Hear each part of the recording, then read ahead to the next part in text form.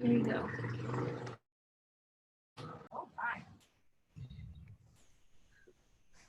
Oh, good. Okay, now it's working. Good. Wait, is it working on both?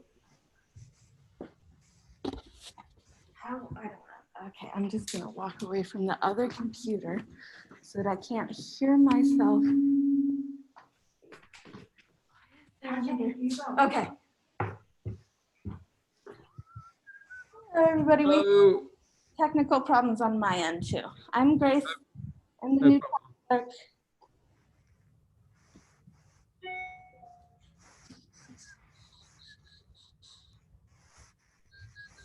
So Becky, you can hear me. You try saying something and I'll see if I can hear you down here.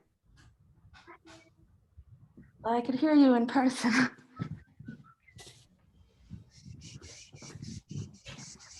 Okay, try again. I'm just going to try and turn this around so you're not in it and the window is not in it so much. Okay, I'm gonna assume that computer. I think that computer doesn't have a microphone. It has speakers, but no microphone.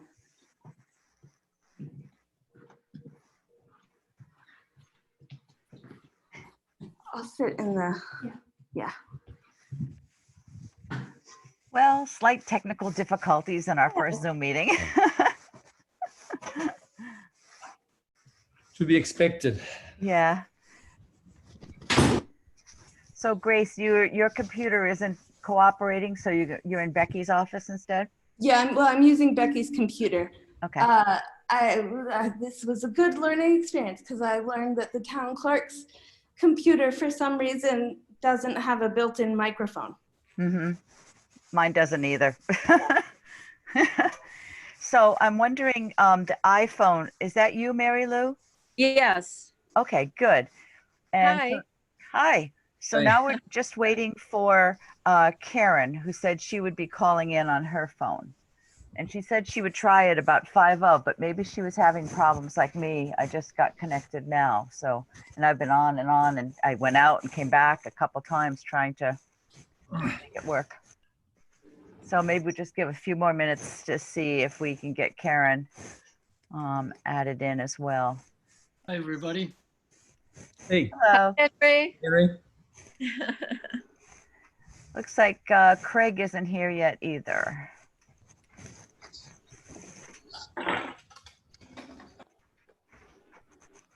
Hi, Greg. Hey there. Hi, all. Okay.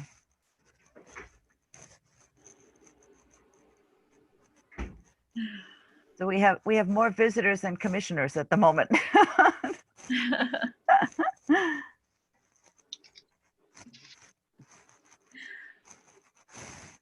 Okay. Isn't.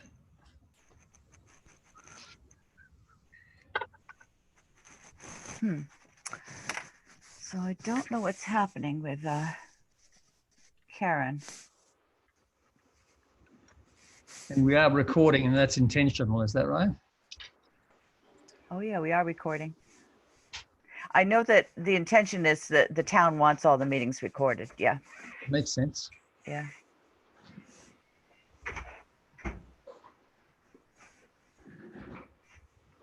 So Grace, you're the meeting host. You're just, so the other box of meeting host is just sort of a dummy box at this point. Not entirely. I think she's frozen. She's on mute. Okay.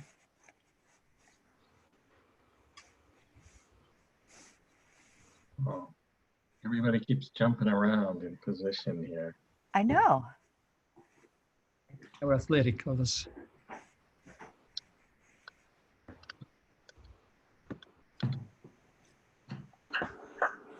There we go. I can see Grace. Hi.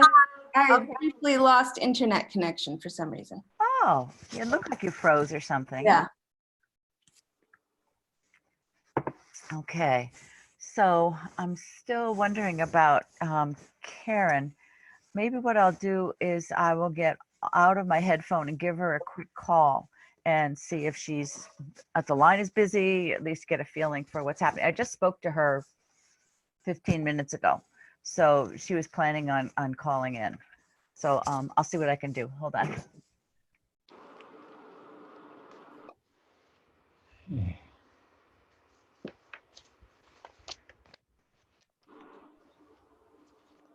Everyone keeping cool? Cool. Trying to. A good goal. Say what? It's a good goal. Ah, That cool. a good gall? Goal, as in I gotta speak American. I don't know how to do that. Goal. Goal. How do you spell it? GOAL. That'd be the one. Oh, yes, trying to keep cool.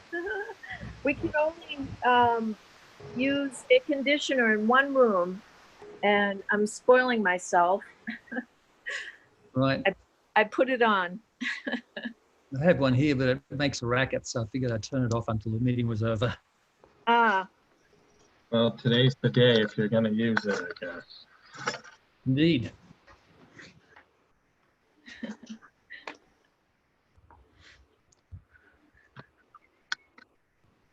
well. Oh, I'm gonna get my notes. I've got those on screen here. Okay, so Karen said she couldn't get in. I don't know exactly why, but she said one thing is that they were putting her on mute, and I said that's okay, but she didn't get to the point where she was fully connected. I don't know why. She was on mute. That was happening because the meeting hadn't been fully opened yet, and that's what happens when if you go in on the phone. If you're in the waiting room, it's just really quiet. It sounds like you got disconnected, but you didn't.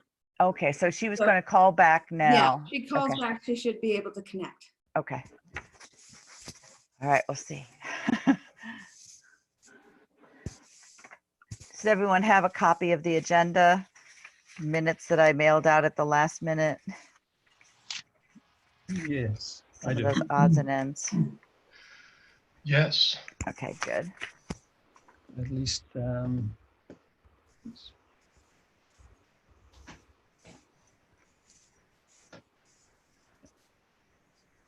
Okay. Give her 3 more minutes and then we'll start, and maybe she'll be able to jump in or something. She has a regular phone, not an iPhone or something, so I don't know what will happen with that. In the meantime, does anybody have any questions they want to ask me about Zoom? Want to ask you about what? About Zoom. Zoom. Not anymore. I might have had a month ago, but not now. Right. I'm sorry, Grace. Could you repeat your question? I wanted to know if there was anything you wanted to know from me about Zoom.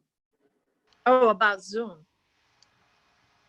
I don't think so. Thank you. Okay.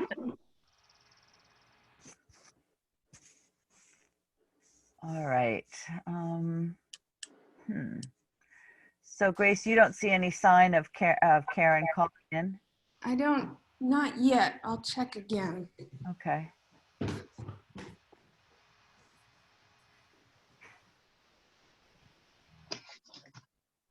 Oh, admit all. Here we go. Yeah, we are. Oh, good. She's muted. Hello, Not anymore. Karen, are you here? Yay. I And think Craig, so. too. And Good. And Okay. Craig popped in, so that's good. All right, I think we're all here. he's muted too. Okay, Craig, you're unmuted now. I'm unneeded now. No, Craig is unmuted. Karen, you are also unmuted. Everybody can talk now. Oh, good. John is still muted. Oh, yeah. Yeah, sorry, that was No intentional on my longer. part. Oh, okay. All right, so good. The recording is running, everybody. Just so you know, this meeting is being recorded, and I guess the recording goes somewhere into space, right, Grace? Utah.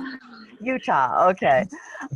So we'll see how this goes, but I'm glad you were all able to make it.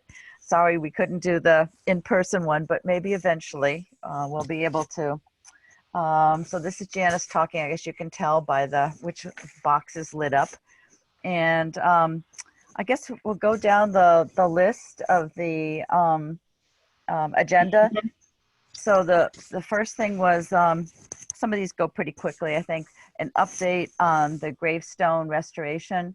And so we did get the check-in. It's like $2,000 something, and it's split between repainting the war memorial up on the town common and supplementing what the town has already put aside for with cemetery funds, as well as with CPA money for gravestone restoration at West Cemetery. So we've hired a consultant to do the gravestone work, and it's taken me weeks and weeks to reach the painter, but I've been in touch with him, and then I found out I need to do 3 bids, so I'm going to work on that. So things, sort of everything came to a halt for a couple months, but things are starting. Well, what happened to the cleaning of the stones? That we've hired a consultant to do the serious work, and she'll also do a training session when we figure out it's safe to do that for volunteers. And who is the consultant? Her name is Mara Kandi. I'm sorry? I don't know how to say it right. Mara Kandi. She's And New how Salem. are you spelling that? TAMARA. Yep. And then last Tamara? name, yep, is CONDE. And she's from New Salem? Yep. It's Wow, that's good. Historic Gravestone Services, I believe, is the name. Oh, she has her own company. That's Yes, awesome. professional. Yep. Thank you, Janice. Sure. Hi, And Don. So we'll see what happens with that. Excuse me. Okay, the second thing is Quabbin Park Memorial Day. How did that work out? Actually pretty well, Karen. I was able to send around a video that they took based on previous years, images and parts of the ceremony from other years.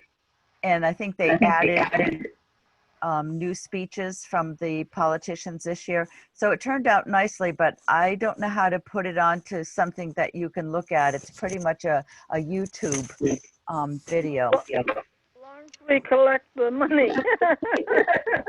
Yes, and they did agree to still give each of the historic commissions the funds from the Schmidt Trust, even though they hold the Quabbin Park event this year.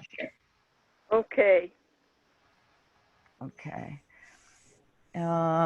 So for those of you that don't know, very quickly, there's a special Memorial Day event that happens at the Quabbin Park Cemetery each year in Belchertown. And all the historical commissions of the towns that were involved in Quabbin, including the ones that no longer exist, have representation, and there's a parade with banners, and then a memorial service with I think it's the Belchertown Community Band or some band, and speakers and laying of wreaths and things like that. It's very nice, and they do it every year. And there's a trust fund set up for that provides, it's about, I don't remember what it is, $1,200 to $2,000 to each of the historical commissions that participate. So they check to see that someone from the commission has come and participated. So Karen and her husband, Bill, have been doing it for a long, long time, and I've just done it for a couple of years. Okay. So maybe next we can do the minutes. Is my voice okay with you guys? I sound like I'm echoing sometimes. It is echoing. Ah. From somebody it is, but not from you. Oh, well, I don't know what to do about it. Sounds fine to me. If people mute themselves when you're not talking, that might reduce it. It might also be your phone connection, Janice. Could be. But it might be feedback from people having their Uh-huh. mics open, and then Mhm. your computer microphone is picking up both on what you're hearing and what's Oh, happening. So there might be a little bit of that. So if people just mute themselves when you're not talking. but feel free to unmute to have comments, questions, or whatever you want. I don't mean to totally dominate this meeting. It seems like it at the moment. First, the minutes from February. And I don't know if you folks had a chance to look them over and had any questions about them. No, I hadn't. I know, I just got them to you. Okay, so I have a couple of questions. Uh-huh. What is phase 1B in reference to, and how many phases are there in reference to the cell tower assessment? Also, who are the archaeologists that you refer to, and who do they work for, and where is the report? Because also in that paragraph, Yeah. you say something about a report that you were going to ask for the historical commission to have. So I'm wondering, where is that report? Okay. I'll have to remember. I believe that we did get a report. Like I said, it's been a couple months now. Maybe Chris, can you explain the 1B stuff? Sure. Yeah, I can't remember. I know the consultant was somebody, Chris, it's his own company. Lucas. Well, he Yeah, was Christopher the permitter. Lucas. The phase 1B, what that means is that they did an investigation where they put holes in the ground, shovel test pits, they call them.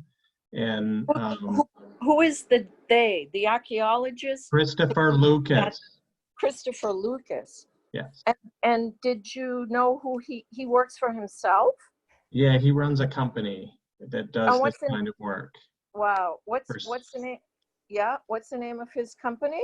Christopher Lucas. It's just his name.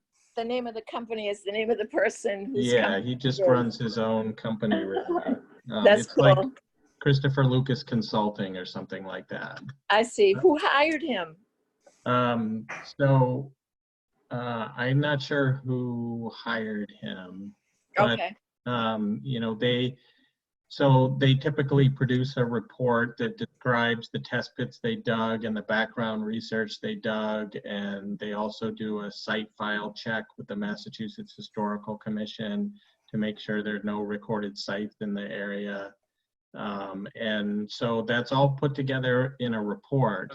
The report is not available to the general public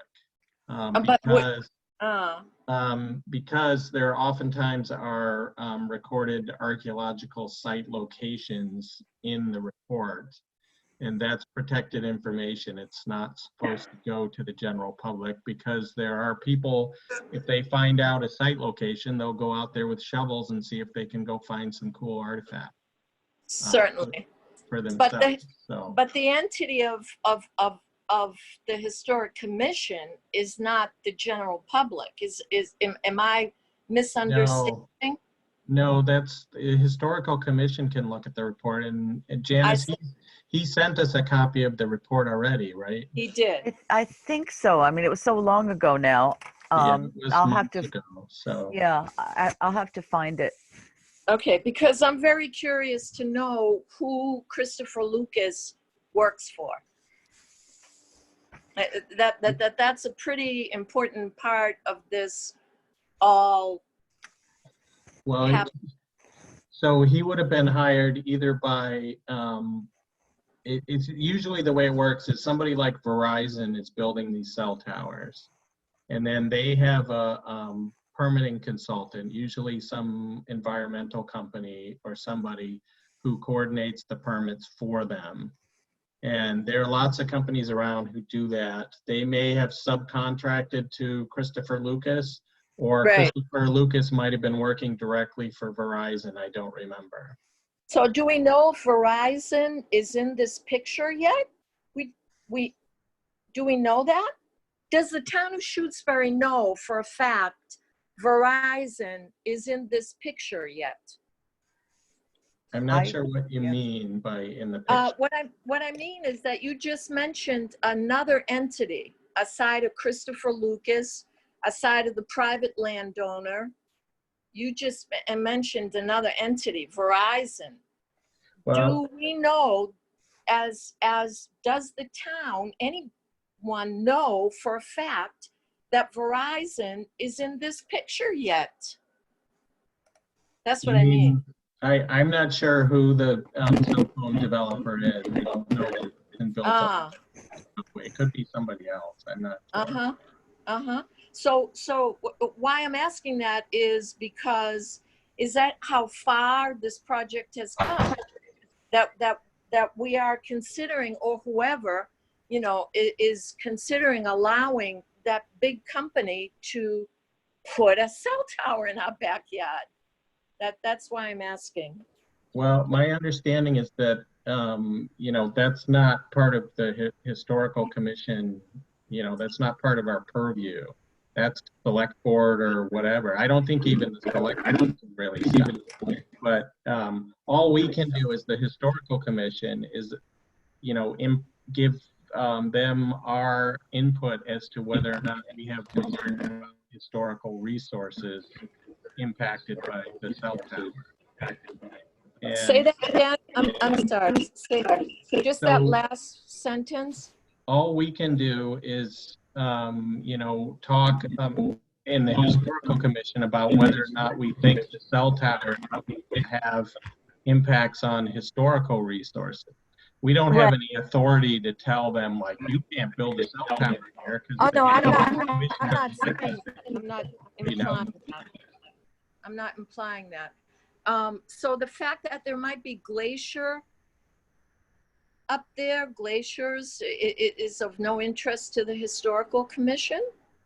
I just find this whole enterprise, very curious. The fact that somebody said there were glaciers up there, that is of no interest to the historic commission? I don't think that's what, whoever said that, I don't think that's what they meant. There's no glacier there. I mean, there may be glacial erratic stones up there, big stones that were left by the glaciers, but there's no glaciers up there. In any event, it's of no interest to the historic commission? No, it isn't. It's outside our purview. And Mary Lou, I did go into my computer and found the front page of the report, and so it's Vertex Tower assets. That it's not Verizon, it's Vertex Tower assets, whatever they are. Okay, thank you, Janice. So I can send you that information. It also has the archaeologist's company, Archaeological Consulting Services. So I'll send you that so that you can then, you know who the specifics are for that. Thank you, Janice. You said Vertex Tower, what? Associates? Yes, assets. Assets. Thank you. Okay, all right. Yep. All right, any other questions on the February 10th minutes? If you guys are okay, then maybe someone can make a motion to approve. Motion to approve the minutes of February. Who did that? Craig. Craig, okay, thank you. And a second? I'll second it. Okay, Karen, I'll do Karen second. Okay. And then maybe usually what you do is one by one, I guess, a vote. So I'll say aye for me. Chris? Aye. Okay, Henry? Aye. Okay. Craig? Aye. Mary Lou? Aye. And Karen? Aye. Okay, good, thank you. A little harder to do this way. Okay, how about the minutes for March 9th? Okay, so I have a question. Who is Peg Hepler? She is a sort of an expert in a lot of historical things, who has worked as a consultant to write up historical and like historic register sort of information for different structures and buildings. And she was hired to do an inventory of pretty much just the older houses in town, I don't know, 10 or more years ago. And so Oh, wow. there's a form that she fills out.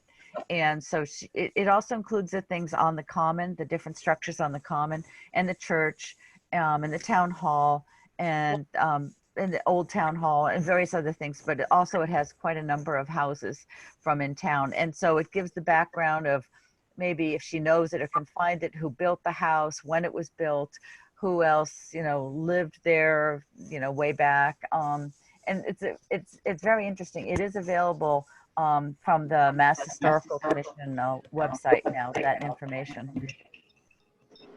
Thank you. Mm-hmm. Is she a local person? Like, does she live around here? In Pelham. She lives in Pelham. Yep. Wow. Okay. I also had a question about reference materials on CSLs. Yes. What are you specifically referring to there? That was going back to a previous, well, one thing was I was looking up information that relates to stone structures and stuff for something maybe for us to read, maybe to give to the library. And then also Rolf at one point in an email had given a number of journal articles and other information with some of that background. So I was talking about that. And and then you would, like I told people that I did get the red folder from you, and I've had a chance to look through it, and it looks like you've been able to make copies of a couple of those articles. Good. And I will try to get them scanned, I guess, and so I can send them around to people. Okay, good. Thank you. Mm-hmm. Just a comment. I understand the Mashpee are in the process of being decertified Wow. by the feds. Is anybody, I mean, we list them here as recognized, certified, but I understand that they're undergoing a process, decertification, deterritorialization. Anybody comment on that? Should we have that in there? I think. Whoa. Well, it probably wouldn't go into the minutes, but it's certainly something that is important to know. Just that the minutes say that they are the only federally recognized tribe. In Massachusetts. Yeah, in Massachusetts. Yeah, I know a little bit about this. So the Mashpee Wampanoag are, they've maintained their reservation, their land since the beginning of colonialism in the US. So it's one of the oldest tribal territories that's been maintained through official processes with the US government, and that's important. So the federal government has been trying to strip them of their rights to their land on the Cape for a very long time. Recently, the Department of the Interior revoked their federal recognition as a federally recognized tribe. A judge has stayed that, and it is currently in court. So right now, it's sort of up in the air. Do you know what court? A federal appeals court. Do you know what town? That they're not federal. It's a circuit. It's not town-based. Yeah. Wow. I'd seen something about that, and I'd heard that some judge had stayed that order. Yeah, so I've been calling my reps, and I left messages on the Department of Interior. it's mostly, you know, the Mashpee Wampanoag, they have a crack legal team. And it's really just about listening and supporting them and trusting that they're the experienced people on this. They know what they're doing. Can you tell us what stayed means?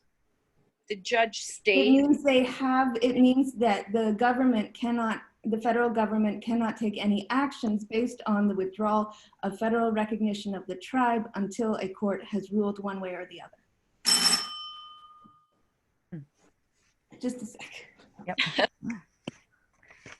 I can just add that, so they are one of 2 federally recognized tribes in Massachusetts. They're both Wampanoag tribes. The Mashpee are in the town of Mashpee on the Cape, and then the Aquinnah are on Martha's Vineyard. Okay. And so it was a federal judge last month that said it was not legal for the administration to try and decertify them. So as far as I understand, that's the situation right now, and unless the the Trump administration has some other tricks to pull, the Mashpee will retain their status, because no one has ever actually revoked federal recognition, you know, in the past 80 years since that process was established. So I'm sorry, no one has what? no one has revoked federal recognition for a tribe. It hasn't happened once. So See? there's not really a process for that. So. Good.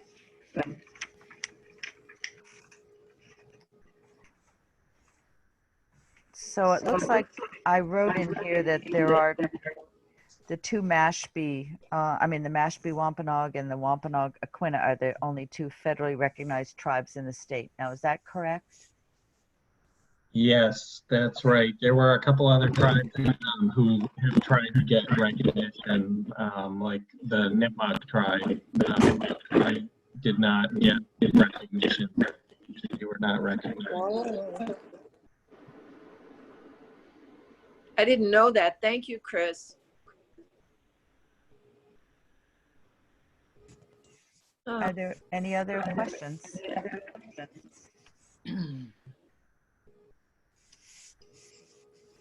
Everyone's okay with it? Okay, then in that case, can I get a motion from someone to approve the minutes for March 9th, 2020? I approve the minutes for March 2020. Okay, and a second?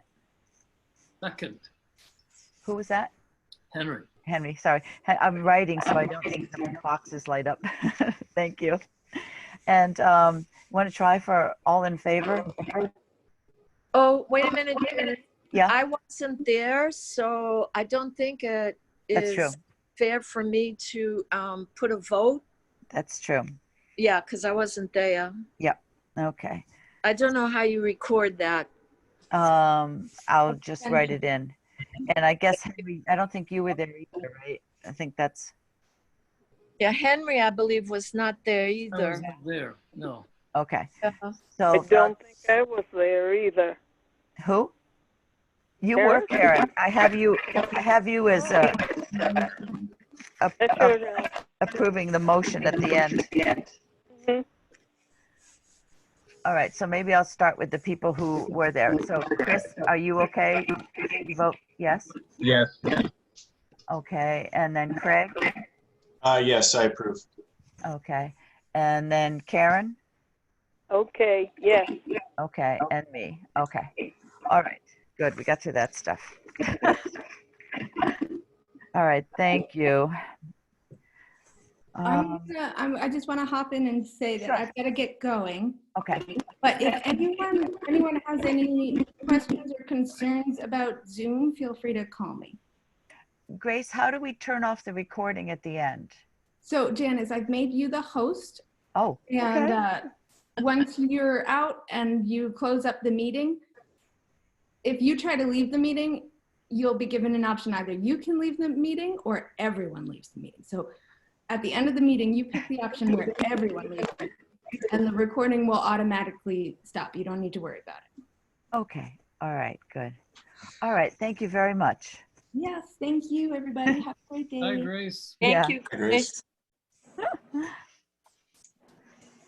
All right. So now we get into the more fun stuff. So I just asked, maybe since Henry and Mary Lou weren't there before at the last meeting when Greg and let's see, who else was there? John, you weren't there, right? But John Walter was, but not John Warwick. Yes. So Greg Carlton and John Walter were present at our last meeting in March.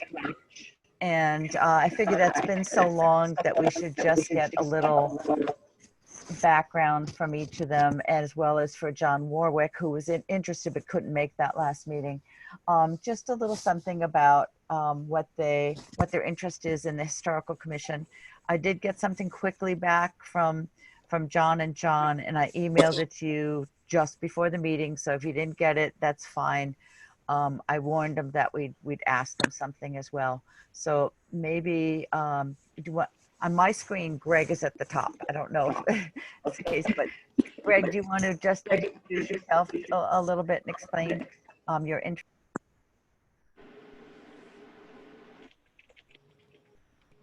So I had trouble controlling the mouse. Yeah, I think last time I explained that ever since I was a child in Australia, I was fascinated by how people used to live. And as a child, I wanted to become like the next Howard Carter and discover, a new pharaoh in Egypt. As time went on, I didn't lose my interest in history or archaeology, but I moved it to this hemisphere, and I was interested now, fascinated by Percy Fawcett, who did a lot of work in Central America. Eventually, he got lost entirely, so I didn't want to become a new Percy Fawcett. But I have, I guess, all my life been very interested in how people have lived in the past and how they live even today in different parts of the world. So to have any part at all in being able to learn more about Shutesbury's past, both European and pre-European past, I would be really thrilled to have a small part in that. My professional services in design and communication might come in handy at some point, certainly with digitizing things or recording things. So hopefully I'll be able to be of service to the Commission, as well as just gaining a lot of interest myself and learning a lot of stuff myself. That's it. Thank you. Thanks. Maybe what we'll do is just go through the people, and then people can ask questions back and forth and all. So John Warwick, you want to say a little something? Yeah, sure. Hi guys, John Warwick. Yeah, I've been interested in history for quite a while. I got to do a little bit of study in that area when I was in college, and now I focus a little more on computer programming. But yeah, I'm very interested in sort of how do we take a lot of this information that is not easily accessible and help people get to it. I think that partially is things like digitization, and I'm interested in GIS systems and things like that, but also then how do you turn that data into information? I think to the point that Greg was just making, right? Having it available is only part of the problem, and then putting it in a way folks can understand, I think is pretty key. So yeah, I'm interested in sort of what the history is here. I'm not from this area originally. I grew up in the southern part of the US, so I don't have a lot of background for what's here, so that certainly sparked part of my interest. Very good. Good. Okay, and let's see. The other John Walter down there. Do you want to say a little something? Yeah, hi, I'm John Walter. Some of you I know, some of you I don't. I'm retired. I believe the work that the Historical Commission is doing is important work. I think to be able to provide service to the community, and I thought the Historical Commission would be a good way for me to do that. I think Shutesbury is very unique, not only for its colonial roots, but also pre-colonial because of the hardscrabble nature of our land. It's largely undisturbed. So there are all of these CSL, and I think it's really important to recognize them and to do what we can to educate, people about that. I grew up in Concord, Mass, which most people know as it's a colonial town, and they did a lot of things back in the 70s and 80s to generate a kind of respect and pride in their community around historical phenomenon. What you mentioned about Peggy Hepler doing a listing of historical houses in Shutesbury, beginning to look like something that would really interest me, generating some kind of a catalog or I don't know what's necessary or available, but I'm interested in doing what I can, and I'm also interested in trying to find ways to bridge differences in the community. I know that Shutesbury I see as a kind of microcosm for the whole country in terms of it being politically divided, and I think Historical Commission could be a way to help generate pride in the community, and that's all. I'm a dreamer and also a doer. So we'll stop now. But thank you for giving me the opportunity to speak today. Good, thank you. Janice, may I say something? Sure. So I believe, is there only one seat open? Yes, there is only one seat open right now.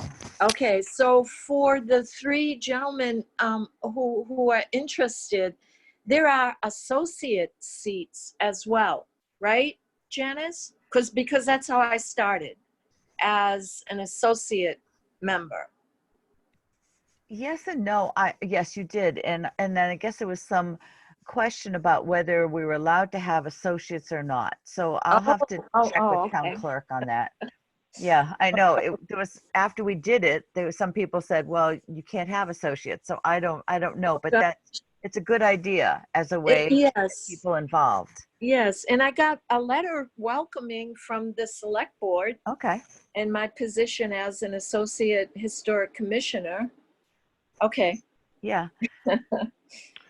Yeah, I should say in terms of whether or not I sit on a board or just am able to participate, that's perfectly fine. Likewise, I feel the same about it. Thank you. Good. Okay, that's great. And so does anyone have any other questions in specific they want to ask any of these potential new members? You're getting by easy, guys. Welcome in, all in. Yeah. So in regards to this, I know this seems like a really strange place to put this, and I'm not trying to take away from this moment, but it relates directly to how many positions are available. I am moving out of town, and so there will be another seat sometime soon. And two parts to that. One is to let you know so that potentially two of these guys can get on. And the second is I'm wondering whether I would be able to stay on for a couple of months just to finish up that veterans project for the gravestones and the other war memorial painting. So possibly I could step down to an associate if that exists, if that position exists, so that you could fill two slots and I would have some connection still to be able to complete that grant. I applied for the grant, so my name is on it. It's only a couple $1,000s, but I just want to see it get done this summer or fall. So it's something that you will have to decide, and probably the sooner the better. But anyway, Okay. so I'm asking, would it be possible for me to stay on in some stead? And then second to that is, then it will be good to have an election of chair and secretary and whatever you want, and you'll have new members to possibly be able to help with some of those positions as well. So anyway, that's my contorted question or comment. So Janice, may I say something? Are you asking for us as commissioners to put a vote on that? And if so, this is how I would like to vote it, that you just stay like you are till your work is finished, irregardless of where you're living, because now we're doing all this through Zoom and computers, you know, like we still need your assistance to finish your project. I would vote on that. I'd vote for it. I guess so. I think it would be no later than December. Because that's when that one grant, and we're hoping that we can get the gravestone work done by then. Whether the volunteer training can get done, it depends on COVID. Or maybe we'll end up having to do it by Zoom, or you know, everybody's 6 feet apart in this cemetery. I don't know. But at any rate, I did check with the town clerk, and she said that, because I didn't know if I could, as someone who no longer lives in town, I still have property in town, but I wouldn't be living in town. That's right. I would still be able to participate, but I wouldn't want to do that long term. You guys can keep it going, but just to finish that. And she said that, yes, if I didn't change my voter registration, then I could still be eligible to be on the commission. So that would be my question, possibly for a vote, if you guys are interested, is whether I could stay on the historical commission in whatever capacity you want there, just till December. Okay, so then I have a question. As an associate, do you feel you would still have the same say-so for the work you need to do? I think so. It's still, at least, you know, if we're allowed to have associates, and I'll have to get back and ask clerk and stuff about that. Maybe at this point, just continue at least till next month, and then at that point, I'll be able to research whether the associate positions exist, for whether it's for me and for one of the other guys here, or whatever as well. I just didn't think about that, and that was a good idea. So I haven't pursued that yet. Okay, thank you. Just a procedural question. I'm wondering, when I applied for the position here on the commission, I remember writing something up. That's not a requirement in this case? I submitted my resume. Well, yeah, something to that effect. I think officially, the historical commission can only recommend someone to the select board, and the select board actually appoints. And I think the select board requests a letter of interest. And I think John Walter, I think you said you already submitted one a while ago. So I don't know what that looks like, if there's a form to it or not. But John, is there a specific form? You know, I simply wrote a letter stating my interest and a few other notes about who I was and so forth. And I put it in an envelope, and I brought it to town hall, and I put it in the select board mailbox. And that's the last I've heard of it. I didn't get any confirmation that anybody's received the letter. I don't know if the select board opened it or if it's buried in someone's briefcase, but I did write a letter, and I brought it to town hall, and I put it in the mailbox, and because that's what I was, I believe I was expected to do, you know, send the select board a letter indicating my interest in being appointed to the Historic Commission, which I did. So, but if I have to write another one, I'll write another one. That's fine with me. I'm guessing it might be good to do a new one, and you could mention that you had sent one in or brought one in, you know, back in a whenever March or whatever. What I was told recently when we were doing our memberships being renewed or positions being renewed, Craig just came up and is renewed, and that's when they said something, the select board said something like, well, we were waiting for your recommendation. So I didn't know that. Oh, wow. So at any rate, at this point, I think for Greg, John, and John to write a letter explaining your interest to the select board and put on the envelope, you know, historical commission or something like that. And I'll make sure to follow up with Grace or Becky and find out, you know, what happens. And at least then you'll be ready to go when the commission and you folks decide, you know, who's a member and who's an associate. I'll check on to make sure that we can have associates or what the story is.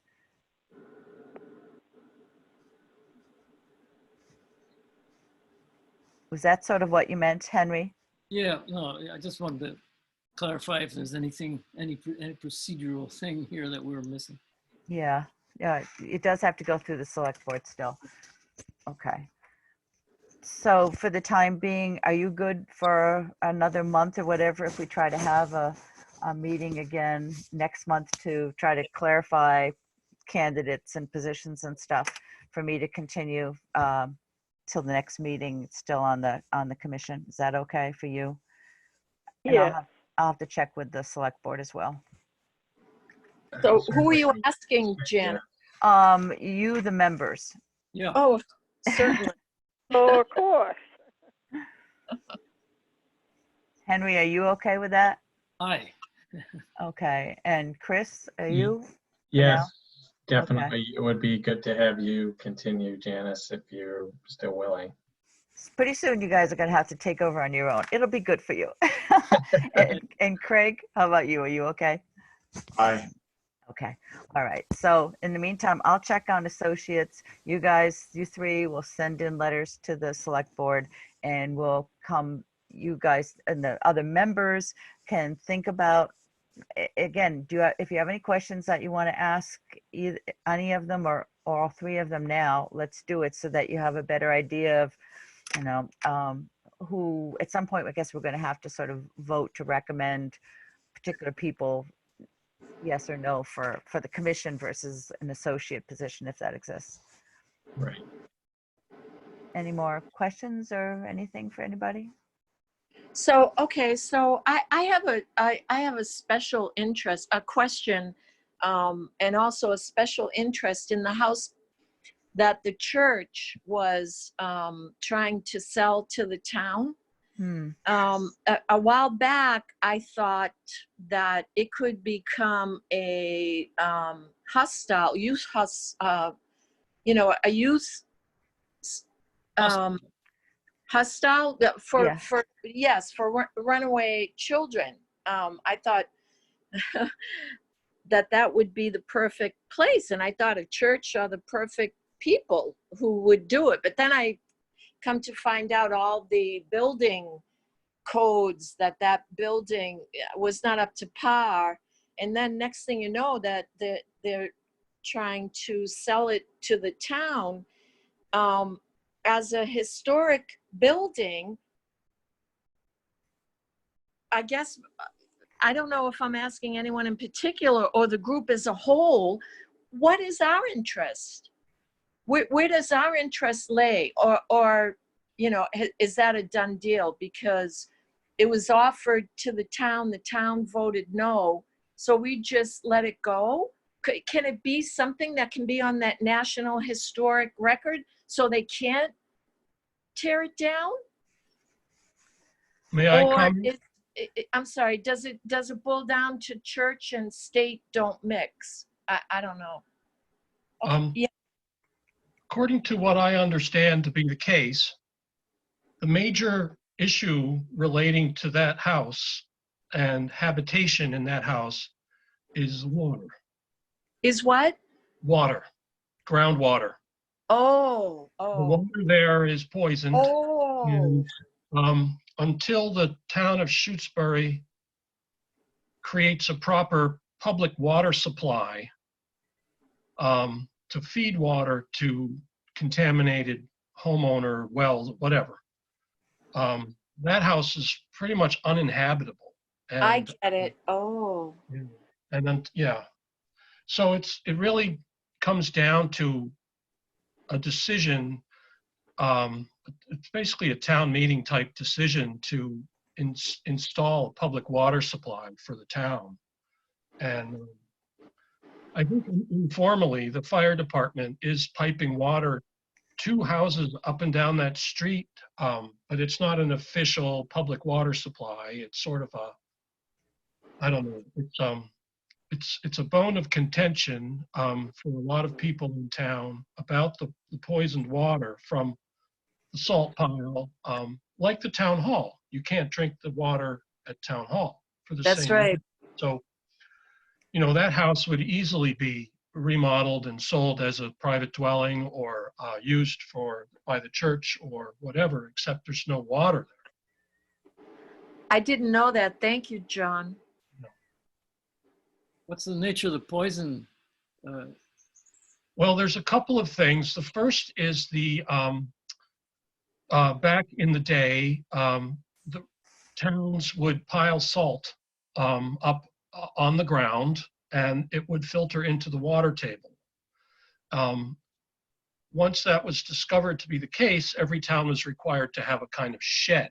So now the salt is contained in a covered shed. So it doesn't have that erosion problem, you know. And there's also the issue of whether the in front of the fire station where they had a large gasoline tank, maybe, or Yes, gas station or something. Yeah. That PCBs or other material may have filtered into the water table from that location as well. And I think one of the reasons that the town was interested in buying the property was to free itself from any potential future liability relating to okay, so if the town owned the property, they couldn't sue themselves, right? Wow. If the Baptist church wanted to sue the town would lose. I think that was the reason why it was up for sale. Yeah. Wow, thank you. Thanks. Correct me if I'm wrong. And they call that the Parsons house? The parsonage. Parsonage. Yeah. AGE? Right. Yeah. Oh, thank you. I believe it's currently owned by a much larger Baptist organization, not just the local church, but. Are they from Kansas by any chance? I have no idea. I don't know. I spoke to them when they were clearing it out, and I told them of my pipe dream to make it a home for runaway youth. Right. And they quoted me something in the Bible that you take care of widows and orphans. And I thought, woo, maybe, but at any rate. Huh. Okay. Okay. All right, so let's move on to some other stuff, and then, you know, certainly our candidates can participate if you have questions or comments or something along the way. So the next thing was the potential cultural council historical project. Just to let you know, this might be coming forward. I monitor the historical commission email, and most of the time it's someone who would like to know if there's any genealogical information available on an ancestor in town. Once in a while for a house or a building, but most of the time it's a relative, long past relative that they wanted to get more background on, who lived in Shutesbury at one time. So this was like something a little different.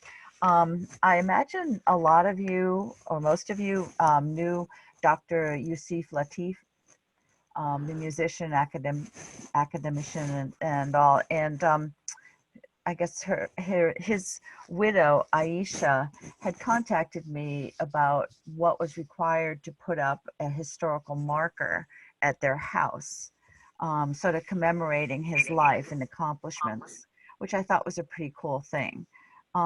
She said, in addition to being an educator, humanitarian, author, artist, and composer, this is the home where he wrote and the town where he executed the music for his Grammy in the area of new wave music, a category created for him and awarded to him as the first recipient. He collaborated with others in Shutesbury and the Valley on many of his labeled albums, realizing the value of local talented residents. He personified what it means to be a citizen and a neighbor. He made friends with those nearby, whether at the Peace Pagoda or the Sirius community. So this is 67 Baker Road was his house. So we started the discussion in terms of signage, historical markers, and we don't really have anything for historical markers. And I wasn't sure that this was necessarily our territory, but it sounded like a neat project. Sorry. And I recommended that she reach out to the Cultural Council, and thought that she might be able to get a grant to help in this. I asked her what kind of sign she wanted. She's sort of working on that, but it would probably be, I think, a wooden one or something in front of the house. But anyway, that sort of thing. And when I was talking with her about it, I thought, well, Cultural Council definitely likes events. No, there's a historical element because he's a famous person who, worked from town here, and just probably in some areas put Shutesbury on the map. But certainly it's a cultural thing as well. And that perhaps they could do a dedication of the marker, of the sign, and have maybe a couple, short speeches from people and some music from some of the people he collaborated with, and that might be something that would be of interest to the Shutesbury Cultural Council and to the town. They could maybe have the event up on the common and then the dedication actually at the house. So the reason why I'm giving you all this background is that she's checking in with the Cultural Council, and I think it's like October that an application is due. And I told her that I would tell you guys about it, and that probably the Historical Commission would at least support her application. And then I know it's something totally different from what we're normally doing, but I was just wondering what you guys think. I know, it's like, okay, it's sort of historical. Can you spell the last name? Lateef. Okay. And she still lives there in town at the house there. I think it's a beautiful idea. I most definitely would sign on in support of however it turns out.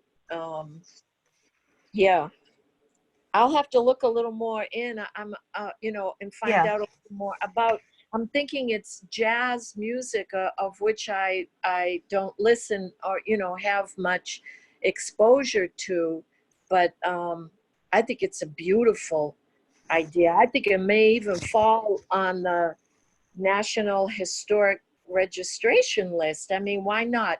When I drive through Leverett, I love looking at those signs. I feel, like I'm in a real important place. Mm-hmm. The historic district signs and things like that. Yes. Yeah. That's awesome that Leverett has those. Yeah. I think Yusuf made history. I actually saw him perform in 1975 in Houston, Texas. Wow. In And, Texas? Texas, yeah. Uh-huh. And he's touched a lot of people. So his legacy lives on in his students and his collaborators. Mm-hmm. Yeah. I'd say So that, I just thought, we don't have that many famous people from town, no. and that he seemed like a really cool example that it's mostly more of a cultural thing, but there's some historical aspects certainly to it that maybe, we could at least support the application. You usually need that with a cultural council. Okay, so then that means that the Historic Commission would have to write a letter in support of the whole idea so that then his daughter can present it along with her application? That would make sense, okay? It's his wife, his widow. Oh, his widow, I'm sorry. Yeah. I thought you said daughter. Yeah, I think I'm waiting on her she's going to work. I suggested she work with some friends or something to come up with the application, and we would just support that. Yeah, write some letter of support for that. Uh-huh. May I ask, 67 Baker Road, was that house built by Youssef or before him? I mean, or did it exist prior to him moving there? I don't know. She said it was his home for more than 30 years. Yeah, so. More than that. Yeah. I'm just asking because historical commissions are responsible for plaques which have a date and a name associated. For example, you take an old house and you determine who the original inhabitant was, James Brown or whatever, and the plaque has the date, 1785, and the route, and it says James Brown, and then it goes on the house, and it forever becomes known as the James Brown House, right? Mm-hmm. And it's done for historic buildings a lot. Yeah. But when does something like this become a history is a question. Right now, I would say Yusef Lateef, he was a famous artist. Yes, I bought one of his albums. I think I still have it. I bought it back in the early 1980s, and I love it. But is it history yet? Is the question. And, did he build the house? And that would make a big difference, because if he was the person who built the house, then the historical commission could say, well, we're going to name this house after him, and put it in like a name log or something. Sorry? That makes sense. Total sense to me. I get that. What's the genre of He's his music? jazz, contemporary, modern. I'm not really sure. But it's jazzy, yeah. Yeah. I took a quick look to see when the house was built. It was built in 1974. So my suspicion that it was not built for him. But I don't think that's as important. I'm going to disagree with you here a little bit, Don. I think that the fact that simply somebody of that historical importance lived there is sufficient to qualify it for, and I don't think we're going to name the house necessarily. I mean, that's a further discussion with the Cultural Commission, I think. But a marker indicating that Yusef Lateef lived there is appropriate. Yeah, like a marker would make sense. Yeah. What I was talking about, naming a house after the original inhabitant, wouldn't make sense in this situation, but definitely a marker. Mm-hmm. And again, anyone can make a marker. I mean, just take some money and some cement and a pole, and there you go, right? So, we could start like a fundraiser, if we wanted to, or we could join with the Cultural Commission, but I think it's a great idea. Yeah. All right. So I'm sure we'll hear more about it, and I'll email her back and just find out how she's doing on it. I don't really know much about the Cultural Council's, schedule, or what I read online in terms of their interests. It just seemed that they were especially interested in promoting cultural activities. And so the activity part, I thought, beyond just a dedication, just to have some music representative of him by some of the people that he maybe worked with around here or something, would make it a neat event. Again, not specifically historical, but from the aspect of someone important to Shutesbury history at this point. Can you CC the commissioners on that communication, Janice? I guess so. I guess so. Yep. Okay. Thank Yeah, I'm gonna have to leave soon. Okay. I've got to drive to Wendell from Okay. Shutesbury, but yeah, so if I do, of course, y'all can continue as you might. I'll just check out at some point. Okay, thank you, Henry. I appreciate you being able to make it, and sorry that we're conflicting with your schedule a bit. No, no problem. All right. Okay, so then some of this stuff, I think it's just, again, sort of putting the question out there so we can start working on it again, because I feel like we sort of fell off the side of the moon or something for a few months. So locating the reference materials on CSLs, we talked about that a little bit earlier from the minutes. I will send you the information that Mary Lou got me, and I think I sent you out that short list of a couple books that I like, that we can see whether you think any of those are appropriate to put in the library. And that Ralph had done an email that he listed several articles and things that he had done. And I think some of that is what Mary Lou was tracking down. And so I'll try to catch up on that stuff again and give you a status report and put it into a one list or something like that, to make it a little easier to consider and to look at. Because then we'd have you guys, if I can do like a link to a books or something like that that tells you more about the book, if it's a book, so you can get an idea of what we're looking at and seeing if you think it's appropriate or not, to get as a historical commission book to give to the library. For the town doesn't have a very big historical town history section or anything about CSLs and stuff, really. So I thought it'd be a nice opportunity to try to expand that, assuming that the library will eventually open again.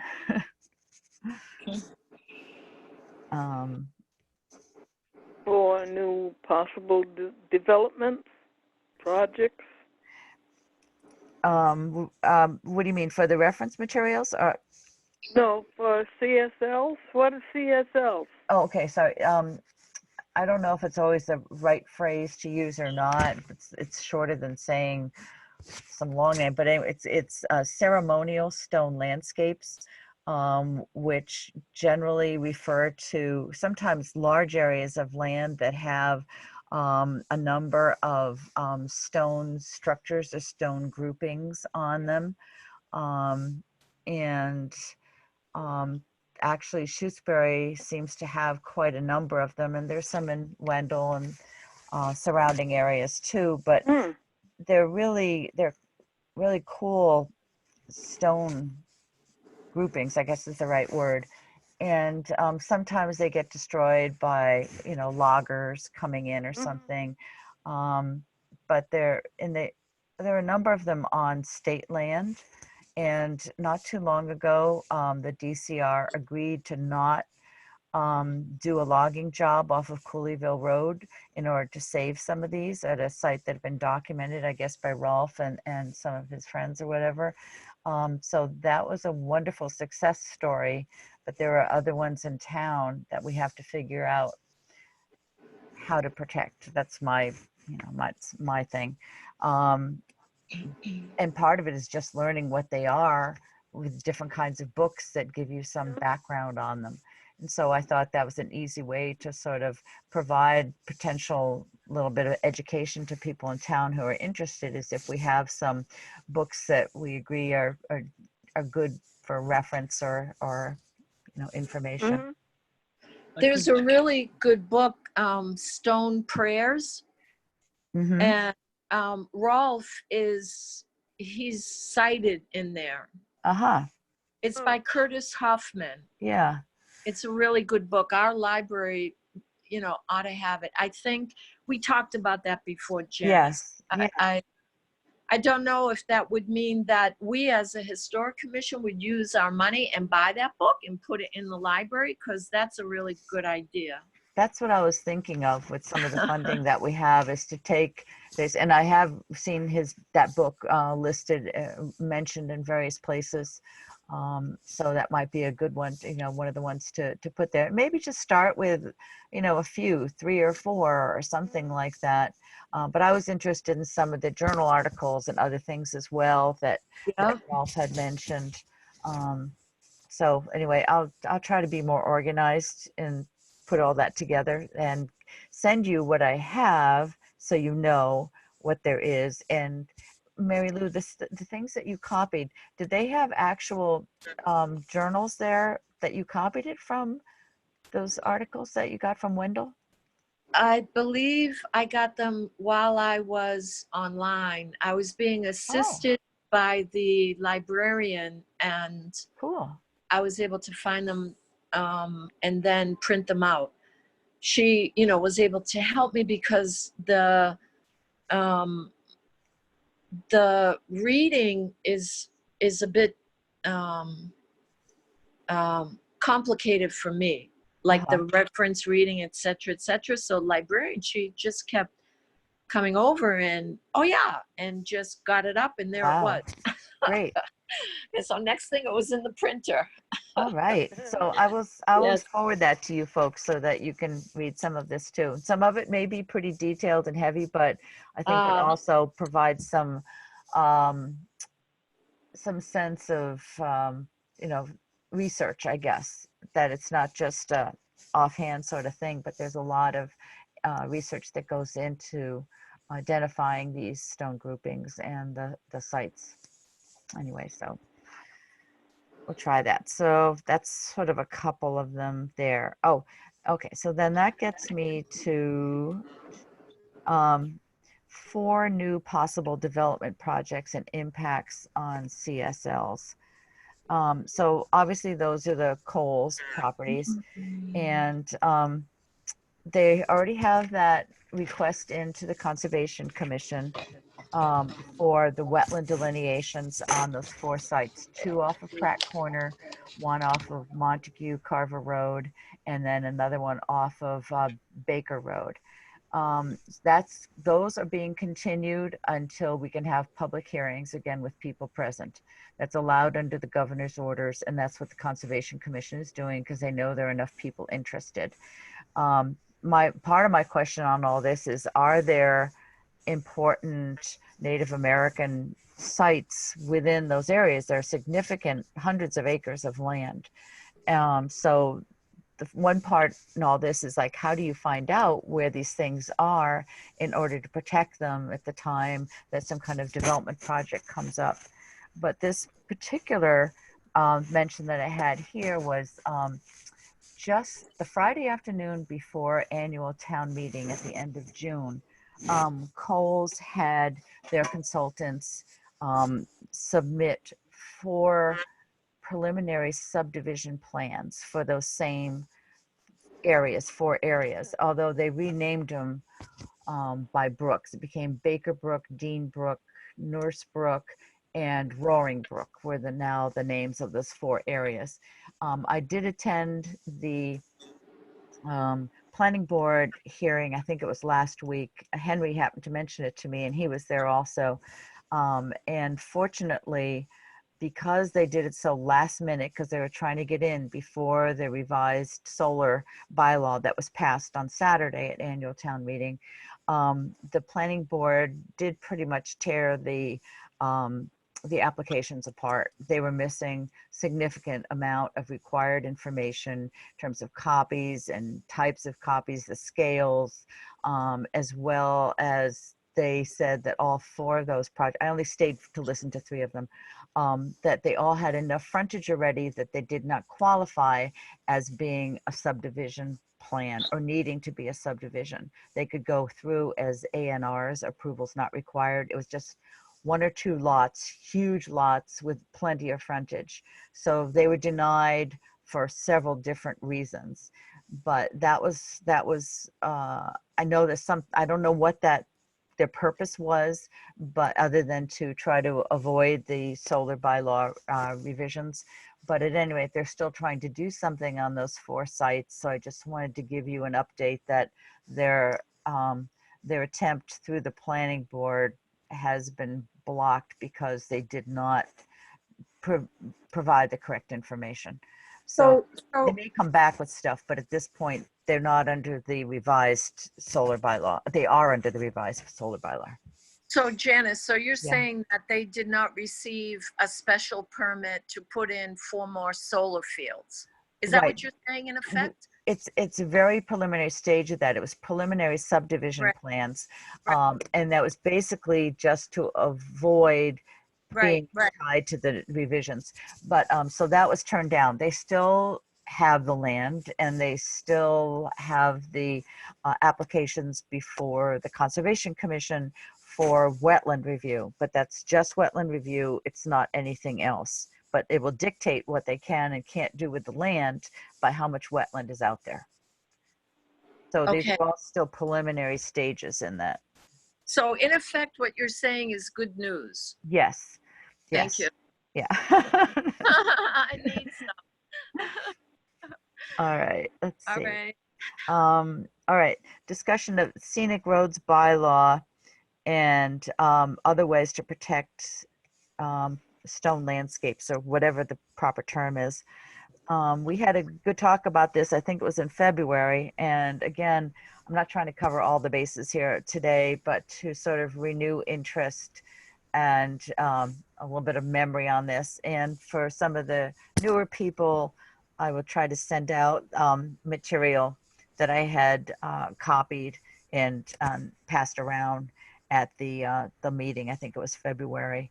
One of my suggestions was to maybe take the annual town meeting warrant article that Rolf submitted several years ago, but it came in last minute. It didn't get any preliminary review from anybody. It's a hard way to get anything to pass town meeting if people really haven't had a chance to read it through. And then there were revisions made on the floor, which again made me more suspicious of like, what's happening? What does this mean? But if we took the time to start that again, you have to hold some meetings for information, for questions. So to let people know this doesn't mean that it's your backyard, that you can participate if you want, but that otherwise it's primarily public land and what kind of things would be covered. At any rate, I think it's something that we should try to do in town because we do have a number of these really cool structures. May I say something? Yeah, sure. I think you're absolutely correct in that people were like up in arms about being told what they can and cannot do on quote unquote private property. Yeah. I think that's what smashed that whole, yeah, you know, and that's too bad that misunderstanding overrode the fact that, you know, what was being sought, which was protection of, I'll call them stone prayers that I know they're in town. I saw them. It's just amazing. You know, Rolf took us on tours. Henry participated. And you stand in front of it and then he says it's a turtle and you stop looking and you can see a turtle and it points just where they say in accordance with sun or sunset. You know, and they're here in Shutesbury, and I just think it's wonderful. Okay. So it'll take some doing. It does in order to make the public aware of what you're asking for and Yeah. getting questions answered and stuff like that. But like this fall is a good time to do it in preparation for annual town meeting in the spring. Because we can't hold public meetings, we can hold Zoom meetings and try to get some word out that way. Could I just add in? Sure. So why am I at this meeting? Because yet again, I have several large diameter trees that have to be taken down in the proximity to historical buildings in Shutesbury, namely the schoolhouse on the corner of West Pelham Road right now has a very large white pine, over 200 years. That's why I'm bringing it to your attention. And I have a feeling that there's more of those that are going to be a problem around town. Cooleyville Road has a few of them that are marked now on the corner of New Boston Road, which is a historical area in town. I'm not quite sure what to do about this. I don't know how to research these trees, or there really isn't any references for me to go to determine whether or not trees are important historical monument or not in this town. And I guess I'm asking you guys what I should do. Wow. Can you let people know you're the tree warden, Don? I don't know if people all know. Yes. So again, I'm the tree warden for Shutesbury right now. I would love to save trees anyway, all trees. That's my take. I saw a show once on National Geographic, and they allowed cameras to come in. It was an Amazon people, and they said that when they called us the little brother cut a tree, that we were taking a limb off the earth. So I'm pretty sensitive about trees. Anyway. Janice? Yeah. Correct me if I'm wrong, but did the scenic road bylaw, some of the examples that you brought include not only stone structures, but also trees? I can't remember. Yes, it actually starts with trees and stone walls adjacent to roads. So this would be something that would cover more of Don's territory, right. Which it sounds like, yes, it would be good to have the scenic road bylaw for the trees as well as for whatever we can do for it. Right now, we're saying 25 foot from the center of the road to the skirt of the road is town property in the case of trees, but also in the case of stone walls. Yes. I think that sort of feeds into what you guys are talking about. Yeah. Yeah. So that sounds like that's something that needs to be pursued more quickly. I mean, it won't be quick enough for those trees that you're looking at now. So Don, just to be clear, so there's some trees that you're sort of looking for feedback as to whether or not they have historical significance or contribute to the bylaws, even though So the law is in place. So right now, the one tree I'm concerned about is directly across from the schoolhouse on the corner of West Pelham Road. It's a very large pine, and I have flagged it with blue flagging. I expect that there will be more of those that I will have to deal with over the next year or so. There's at least one or two more on Cooleyville Road, but I'm not sure of their historical significance. So why do they have to be cut down? Yeah. Who is initiating cutting them down? So again, this goes back to the Oh, I just lost you.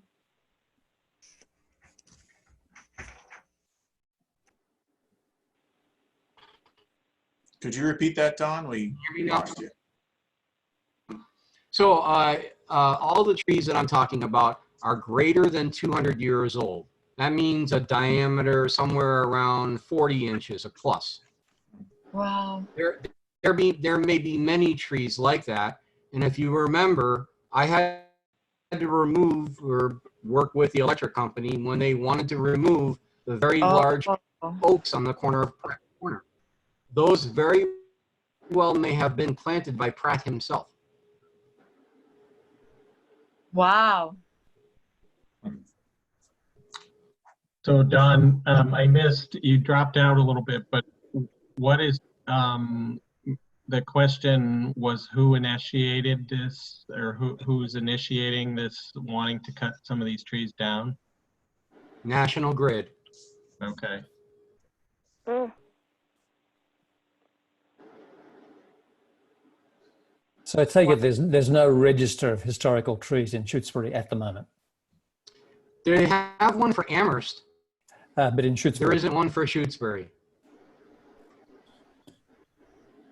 Okay. So what does that involve? Some kind of register of trees, a register of historic trees, or what is that? I'll look into it. Okay. It's where you can document that the tree has historical significance. In Amherst, they did it a long time ago, and they have an actual book that they have at the Jones Library of historic trees in Amherst. I remember that tree in front of the stone church and another one in front of the Munson Library. They took them both down, but they made stuff out of the one from the Munson Library. They, you know, like they made log round or something. And there was a big controversy about the one in front of the stone church. Yeah, Grace Episcopal. Yeah. Right. Yep. Well, why don't you look into that, Mary Lou? That would seem Okay. interesting. Something that maybe we can work with Dawn and check with the select board or whatever on how to work on that. It's a new angle. I think the big challenge would be determining trees that do have historical significance and trying to figure out what are the sources of evidence that would allow us to make that determination. And, you know, I'm trying to imagine it would probably have to be with photographs to start with. I'm just putting my historian's hat on here and trying to imagine what kind of evidence we would find to help us make that determination. So maybe, Mary Lou, the first step would be to find out how Amherst decided which trees or what, how, you know, what sources of evidence they used to make that determination. So that would really be helpful. And thank you. Don, are you aware of any other tree wardens who have found some way to save some of these trees that National Grid wants taken down? As far as I know, the way this has been working up till now is National Grid is discouraged from removing the old growth trees when possible and just pruning them. You know, I mean, with a white pine tree, it's not something you really can prune. It's too large, over mature. It's a problem in that it could break and take out the town's main power supply to the elementary school. It's a legitimate ask by them. Yeah. In case of Amherst, I mean, Alan Snow is their tree warden, and he's pretty knowledgeable on these things. I've thought about contacting him and having a discussion with him about it. Yeah, why don't you do that if you can? That would be helpful. I will. I'll follow up. Okay. Okay. All right. So our time is running out, and I have a 4 o'clock Zoom that I have to go to. So my next thing was a field trip, and I don't know whether to do this or whether this is inappropriate to take people to one of these sites where there are stone groupings in town. I mean, is that, I don't want to get in trouble with Rolf or anybody else about having people go look at them so that they can see some of the things that we have in town. So you could go to the Monk's Caves. We did that. We did that. And there's also that large stone that's up by Temenos. as well. That's another one that's considered a Paleo-Indian site. Yeah, Wow. I was thinking about there are others where there's like boulders with stones placed on top of them, and things that are look like they're ceremonial. And I know it's not my position to say, but I'm just being cautious on that sort of stuff. Plus numbers of smaller stone groupings as well. For instance, down off of Gate 16 at the bottom of the hill, there's a number of stones. And so I was thinking, well, we could, for people who are interested, we could go out and look at those. If that's not, again, inappropriate for me or for us to do. I don't know. I think as a historic commission, as a group of people interested in the history of our town, I don't see anything wrong with that. Uh-huh. I mean, me on a personal level, Yeah. I actually think for people who want to come, it would be helpful because then they'll know what it is we're talking about when we say this, Yeah. when we refer to the stone prayers, Mm-hmm. etc. Ceremonial stone landscapes. I think that's that might be a coined phrase by quote unquote white people. Oh, okay. If I may. Okay. Yeah. I don't know. I just want to throw that out there. All right. So I'll look into that, and then I can email you all to see if you want to. I'll send you a few photos, and you guys can see if you think we should do it. We can set up a time to go and visit it. Okay. Anything else that people want to bring up at this point? Yeah, I'll just mention, I think you know about this already, Janice, that I met with Leslie. I took my two sons, both college and graduate school at this point, but who also had a sort of curiosity about maps up to the town hall to see if I could get them interested in maybe participating in doing some projects on historical maps of Shutesbury. We've subsequently acquired a couple of projects, or rather business, that have made us quite busy in other areas. So I don't know how far we're going to get down the road with that particular thing. Okay. But the other thing that I did, and this is something maybe Greg and John would be interested in, is that in addition to what I just talked about, is that I did begin the process of transferring a number of the old interviews with the Shutesbury citizens for historical purposes and transferring those onto digital. As to begin, at least, I mean, it's the first step, towards making them more available, making them, to the very least preserve them. Some of them are 42-year-old audio cassettes, and the media doesn't last forever. So I do have the setup, and I've started transferring them. I don't think the audio quality is sufficient for me to actually make transcripts of them, or to do the auto transcription, which is what I was really hoping to do. That would be the most helpful. But maybe people with better technical skill in that area than I might be able to figure out how to do it. So just want to give you an update. Those are two projects, one of which is sort of on hold for the time being, the other which is in the first stages of doing that. So at the very least, I hope to have all the audio cassette interviews with citizens of Shutesbury or people interested in Shutesbury sort of transferred into a digital format, which you can then give to the town. So great, wonderful. And those are probably, they're too big to actually put as a link on a website, but that's where a transcript, if we could do it, would be helpful. Yeah, well, the transcript would be most helpful for people who want to use them for research purposes. Yeah, okay. Right, because then they can say, oh, I'm really interested in this subject, and marker 17 minutes and 35 seconds, like they go into a conversation about that subject, whether it's dairies in town, or the old schoolhouse, or whatever. So that's why transcripts are really useful for historical purposes. But to be honest with you, I mean, there's no real technical barriers to making these freely available. You can just upload upload the audio to SoundCloud, for example, and then provide links on it on the town website for people who want to listen to it. So Okay. I don't know if there are other concerns about uploading it. I'd certainly want to start by asking Leslie about that. So, Yes, but right. from a technical standpoint, it's pretty straightforward and very easy. So. Cool. Okay, great. Thank you. All right. I don't know if we should try to come up with another meeting date now. Do you want to try doing that? Who knows what people are going to be doing next month? If any of us are going to be back at work or whatever. Probably going to be the same situation in a month. Probably. Yeah.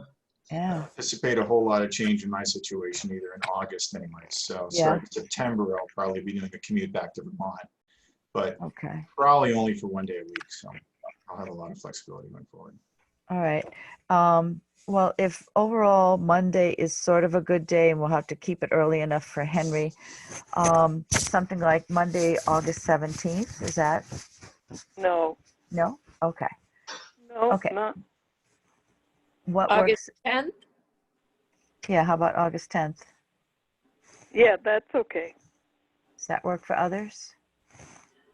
Probably not for me, but you know, I'm just one person. It's only in a couple of weeks, and you got a Yes. lot to do. That's true. Yeah. What about like August 24th? In the afternoon is fine. Yeah. Maybe like 2 again, something like that. Does that work? I'd shoot for the 24th. Would you say, Craig? I say 24th sounds good to me, and that's probably enough time where Yeah. we can get some stuff done in the meantime. Yeah. So. Okay. All right. So we'll look at that, and if people's schedules change, things change, we can adjust. Okay, Monday, August 24th at 2 o'clock, let's say again. Okay. All right. Thank you all. We made it through our first Zoom meeting. Janice, I'm curious that you're just a figure comes on, no picture. Did you not do visual or something, or I can't pick up? My computer doesn't have a microphone or a camera. I'm using headphones for the microphone. I see. It's too old. I didn't realize it was that old, but apparently. Oh, goodness. Mine's old too. Yeah, I'm learning how to use Zoom with this. Yeah. Well, I inherited my iPhone from my grandson, so that's the only way I'm here. Lucky you. I don't mean to be forward or anything, but I find myself, I keep coming to meetings and I keep mentioning my interest to join and as well as other people. So I should hope you just go ahead and vote and let us know who the winner is, and you can see from there, all right? Because I'm in limbo. Yeah. I don't feel like I can really participate, and yet I want to, and yet I keep attending, and yet so I would like to see some resolution regarding this selection process. So maybe you could even put together a vote before the next meeting. That would be interesting. That would be nice to know. Okay, well, I'll work on that in terms of connecting with the select board and making sure they get your letters.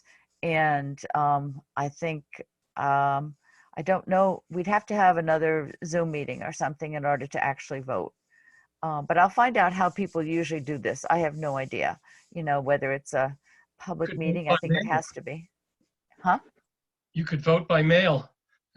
I don't think on this yet, but but thank you. I appreciate it. I know we've had this like long gap since March, but hopefully we can start getting more regular again. And may I offer it to John?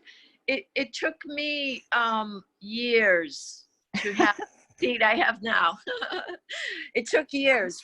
Firstly, when I first came to town, well, 15 years ago, the meetings were held too late in the evening. And then I put my interest, I found out how you have to do it. And I'm kind of relating to how you're feeling. The select board, I got nothing because I don't know, because I guess they just didn't or don't answer you. But then I understood the historic commission, maybe the select board was waiting for the recommendation. So Right. yeah, so maybe that's where you are. And I would certainly recommend you. I would certainly recommend all people and make it a bigger number of seats. We could, yeah. Right? Yeah. And just to add to that, Don, I just had started attending board meetings about a year before I was solicited, invited to apply for a position. So same sort of thing. But I think the pandemic has been the big spanner in the works. I think something would have happened much sooner if it had not been for the great upheaval that we're all experiencing. So Yes, yeah. Wow. All right, I'm going to leave and I'm going to make all of us leave. Hey. I'm going to get to my next Zoom. All right, thank you all for coming. In August. Thanks. Thanks, everyone. Bye-bye. Good night. Bye-bye.